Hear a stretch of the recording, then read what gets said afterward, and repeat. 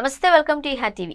అద్దెకు తీసుకోవడం అన్నంతనే car, bike, electrical వస్తువులు ఇలా చాలానే వస్తాయి. కానీ పడుకునే మంచాన్ని, అందున ఆ మంచంలో సగభాగాన్ని అద్దెకిస్తూ సంపాదించే ఆలోచన ఎప్పుడైనా మీకు వచ్చిందా? అలాని తేడా వ్యవహారం అని భావిస్తే తప్పులో కాలేసినట్లే. కోవిడ్ కారణంగా తలెత్తిన ఆర్థిక సమస్యలకు విరుగుడుగా క్వీన్స్లాండ్కు చెందిన 38 ఏళ్ల మహిళ ఒకరు మొదలుపెట్టిన హాట్ బెడ్డింగ్ ఇప్పుడు అందరూ మాట్లాడుకునేలా చేస్తోంది. తన ఐడియాకు కార్యరూపం ఇవ్వడమే కాదు, నెలకు మన రూపాయల్లో 54,000 సంపాదిస్తోంది.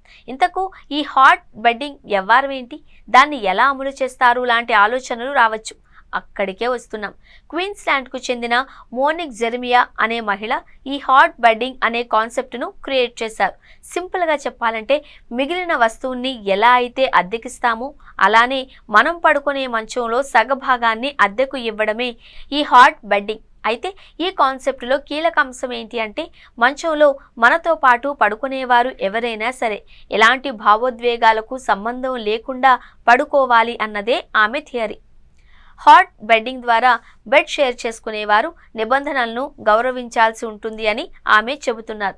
ఇలా చేయడం ద్వారా చక్కగా డబ్బులు సంపాదించవచ్చు అని ఆమె చెబుతున్నారు.